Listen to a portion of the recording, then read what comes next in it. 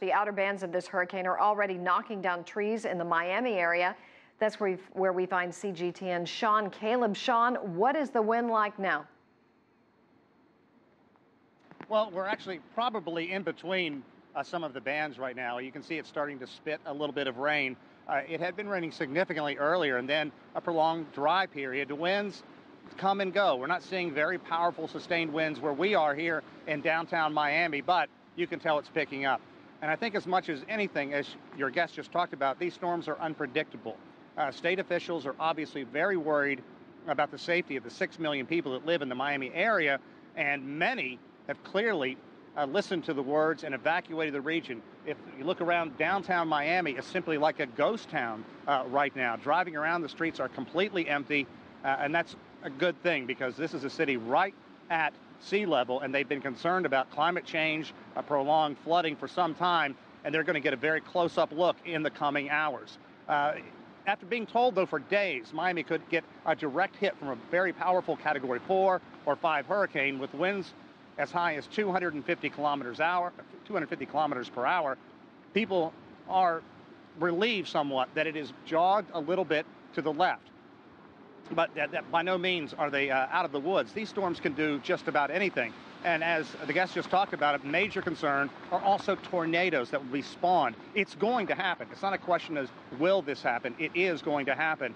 And there's going to be billions of dollars worth in damage. If you just look at all the construction that has been done here, and the west coast of Florida rarely gets a very strong direct hit from a hurricane, and it looks like that is going to happen now. So there is a great deal of concern. And we saw what Michael Voss talked about, the massive flooding throughout the island nation of Cuba. People here are worried about that as well. Some of the hotels have stayed open in the high rises, and people are up on higher levels. But for the most part, Susan, people have evacuated. There are more than 600 shelters open around this area. Some 60,000 people are seeking shelter. And we do know that law enforcement authorities are going to be patrolling the major highways leading north out of the danger of Irma until, as they put it, the roads are too unsafe to travel. Susan?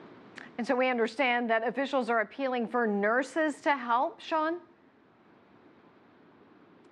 Yeah, without question. That's always something that you see in the aftermath of something like this. If you have thousands of people in a shelter, it's like a small town. You need to have everything: security, sanitation, healthcare. We saw it in Hurricane Harvey in the aftermath of the Houston hurricane, so clearly people are worried about it here. And for those people who do not listen to the warnings, tragically we saw that unfold several hours ago. A surfer went out.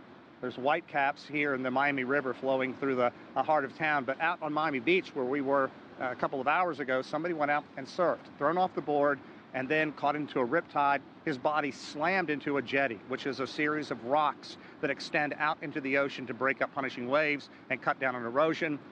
Police said it was a very, very serious injury. We're still monitoring that. Just a heartbreaking situation because it didn't have to happen. And that's the one thing we're hearing from the governor and other emergency management officials.